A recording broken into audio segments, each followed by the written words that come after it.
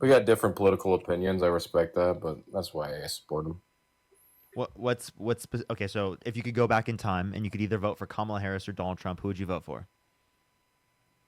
Ooh, that's a tough question. Because the one thing I will give Kamala Harris, the one thing I really liked about her was her policy that large multinational corporations could not buy single family homes. I respected that, and I thought that was a great policy. And I don't think Kamala Harris would have been the worst president Kamala. ever. Kamala, sorry, whatever. But I think that closing the southern border was really important, and I think that Trump did a great job. And I also think that bringing American manufacturing back to the United States, which he hasn't, right? I really hope he does, is a huge national security threat.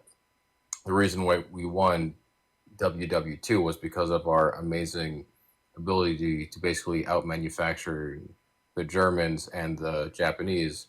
The Japanese had Why do we 20 need to out times less. manufacture our allies? Why are we competing with our allies? Well, it's not competing with our allies. We're not trying to compete with them.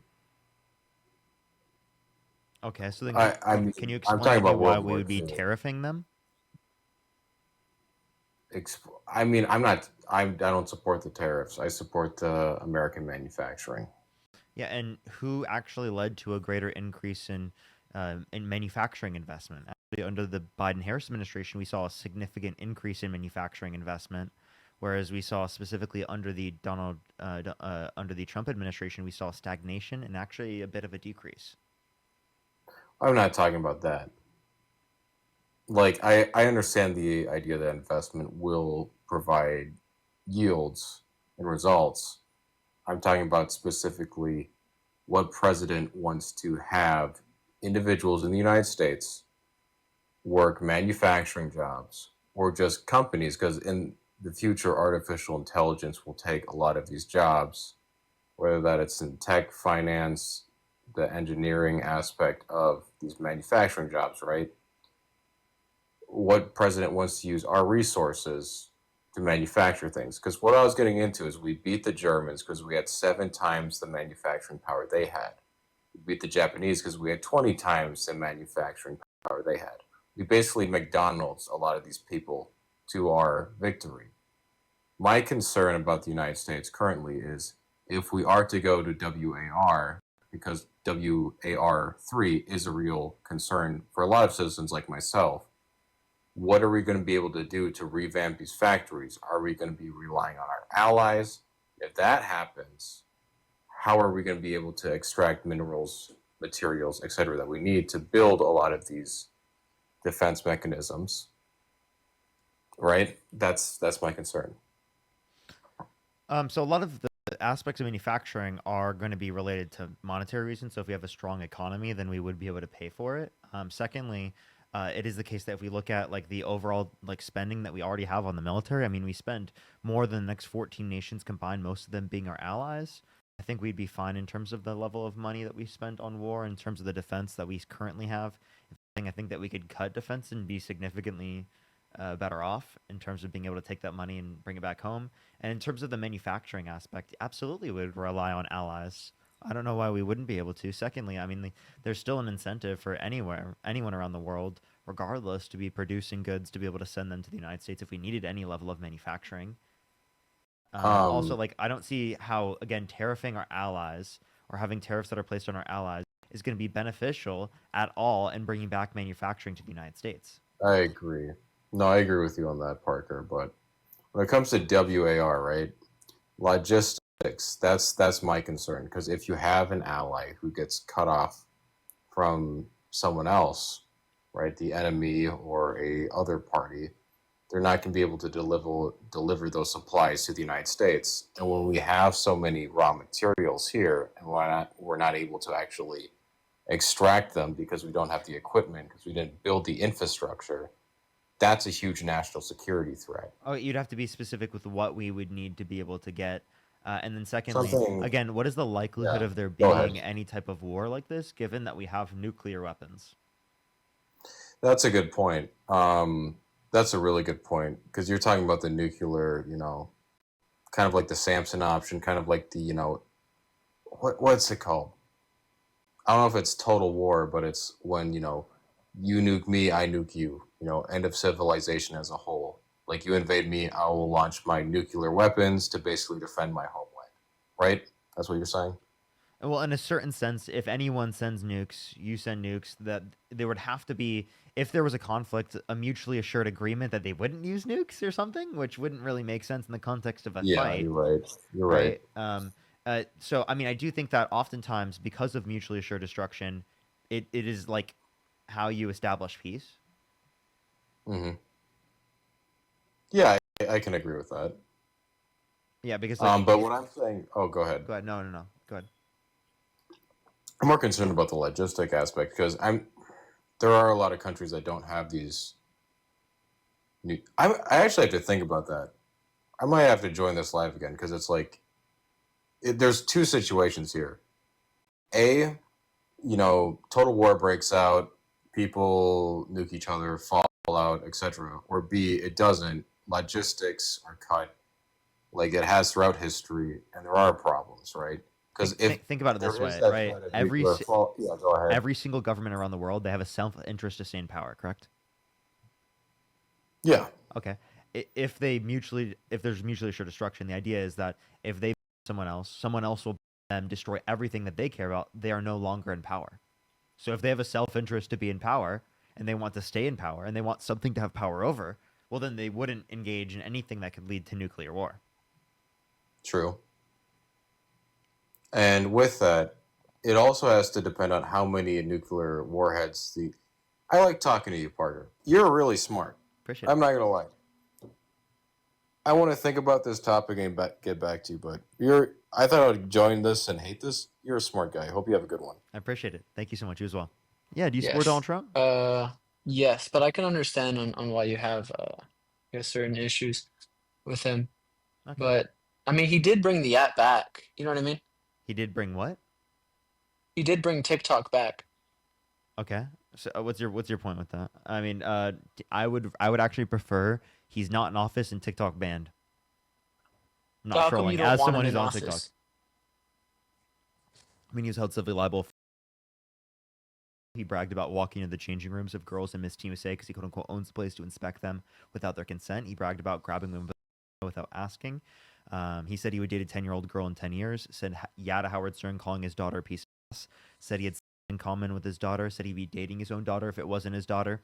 And also we can point to the big beautiful bill where they're cutting Medicaid, the Affordable Care Act, Medicare, food stamps, while giving massive tax breaks to millionaires and billionaires. According to the Congressional Budget Office, it is actually the case that it decreases after-tax income for the bottom 20% of income earners, while giving that money to rich people. So it's reverse Robin Hood, taking money from the poor, giving to the rich.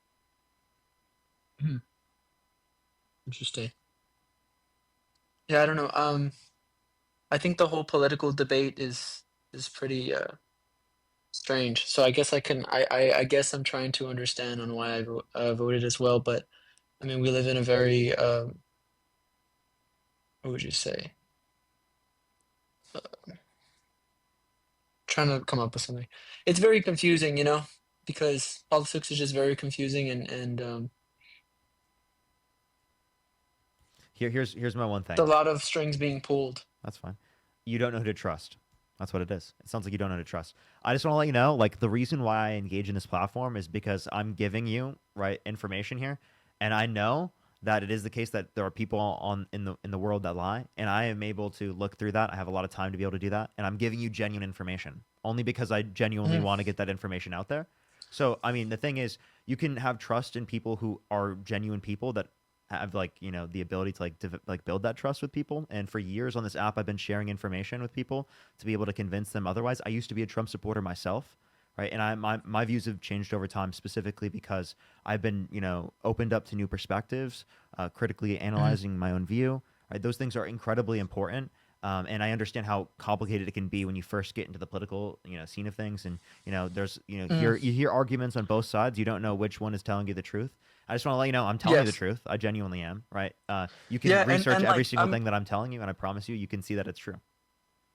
I'm just saying because it's weird because it goes into a realm of what is truth, and you go into this really I would say philosophical area as well, trying to figure out what truth is. It's like we're still stumbling around the caves, trying to figure out what is projecting these shadows and what is the source of the flame that is creating my perspective. You know what I mean?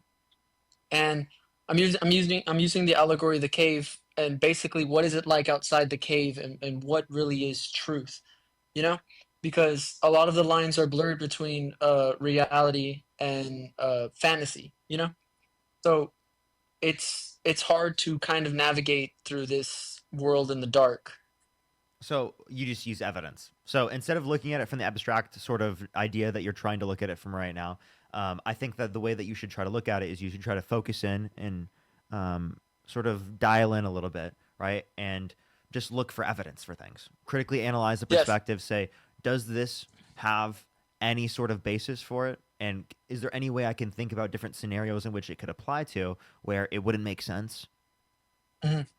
Like, things like that. Yes. Those things are obviously incredibly relevant towards you forming your perspectives. And that's really as far as you typically would have to go in terms of questioning. You just need to be critical, look for evidence. And that's really it. Right. And then, Yes. research, things like that. You got to actively go out and do that. It's no more complex than that. I would say, like, on probably the main reason I voted was probably the warmongering and the fear that was going on with war, because it keeps escalating, you know? And I don't know, it's like, would you want Camilla on your Com- forefront of war, or would you Absolutely. want you Comparative to wouldn't Donald want Trump. her in war? Yeah, comparative to Yes. Donald Trump. Like, think about it this way: Donald Trump is so much more likely to put us at war. He's threatening to annex our allies. He's pulling out of international organizations where we engage with our allies in order to be able to bring about better conditions for the globe. He's Mhm. reducing our soft power in terms of U.S. aid. I mean, this guy has actively gone against a lot of our engagements around the world on an international basis that are incredibly relevant towards, right? Like, again, how much people look towards the United States, right? So it seems like he's actually diminishing our position in the world stage. He's destroying our relationships with our allies, and he makes us look like ridiculous on the world stage. I mean, we have a guy who Mhm. says the climate's going to start cooling and that science just doesn't know it yet as our president of the United States. This guy denies something that's determined by 97% of climate scientists to be a consensus in the scientific community. Like, Mhm. the climate is Yes. increasing in temperature, and he thinks that it's going to start cooling and that science just doesn't know it. So he's actively undermining science. This is like someone saying the earth is flat, right? Like, it's on the Mhm. same intellectual basis. Like, Mhm. would you vote for Trump if he said the earth was flat? Probably not.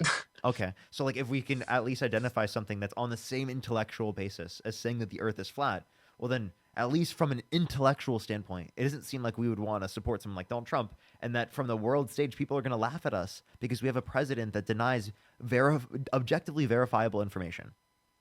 Mhm. So I mean, it's a hard stand, because it's like, can you imagine yourself being at a table with all these world leaders and all these dictators and all of these people who are fighting for power and have been fighting it for generations? Um, how would you respond in that environment? Do you think you'd be able to make peace with China or North Korea or Putin or I don't think that I'm fit to be president of the United States. I don't think no, no, that no. I'm not saying you could are, but yeah, I don't think I could I'm deal with just that. But like, there's someone out yeah, there that I think that exists that can deal with those set of circumstances and can yeah. provide peace right around the entire world. I don't think that person's Donald Trump though.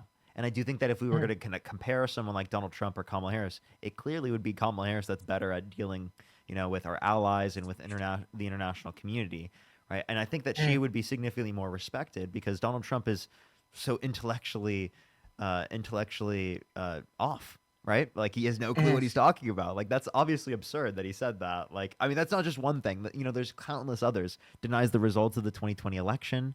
I mean, that's a pretty important thing. 60 plus courts indicated that he lost the 2020 election, yet he Yes. still says it to this day. Mhm. He also said that he was going to drop the Epstein files. They said that it was on Pam Bondi's desk, right? They Mhm. dropped it to Republican influencers and then said that the files were created by the Democrats.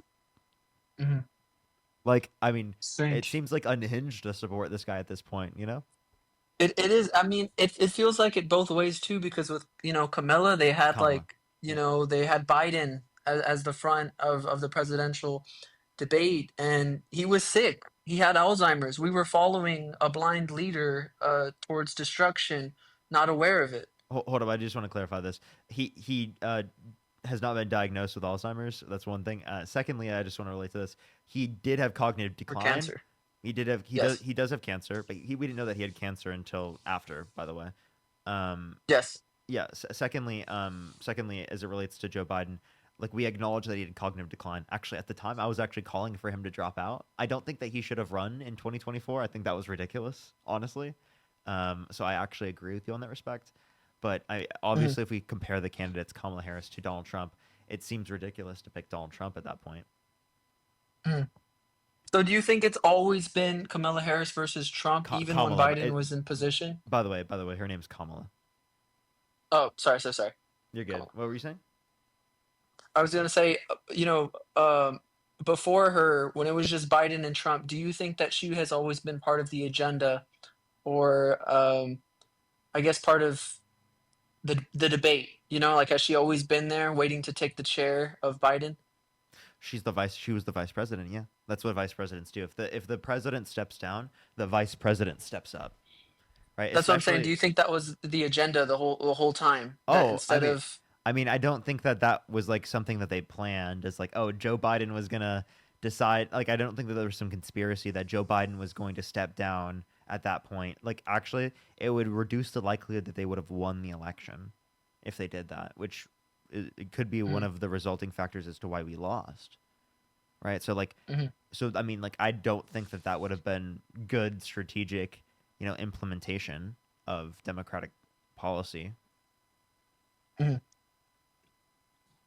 Yeah, no, sorry. I'm just You're good. trying to understand, I guess, the debate. I'm just still trying to process it. Yeah, you're fine. Um, I don't know. I guess like what are some questions that you have about the debate that were a little weird? And you mean the debate versus Kamala Harris and Donald Trump? Yes. I mean, I think that she did incredibly well at that debate. I think that she dog walked him. Like, it wasn't even close. Mhm, Like the just like it was actually kind of sad on behalf of Donald Trump, and the fact that people didn't pick up on that, I thought more people would have understood that Donald Trump was the one that looked cognitively declined there. I would have thought people maybe would have picked that up, but apparently people forgot about that argument as soon as Biden stopped being the candidate. Because I mean, I used to debate people prior to when Biden was the candidate, and every single person that came up on the stream, it was cognitive decline, cognitive decline, cognitive decline, cognitive decline. And then as soon as Kamala Harris became the candidate, no one talked about that. Literally, completely stopped. It was like I saw it in real time. mhm. Yeah. So Do you ever get exhausted of your chat? Because they're pretty mean. I'm just curious. well, I mean, I think that there's some people who are rude in the comment section. Oftentimes, it's people who are, MAGA, who are trolling me, who are incredibly up. But most people in the comment section, I think, are incredibly nice. Yeah. I was just asking because I was like, man, you have a lot of people. How do you cope, with all of the eyes on you? I'm very used to it. Oh, okay.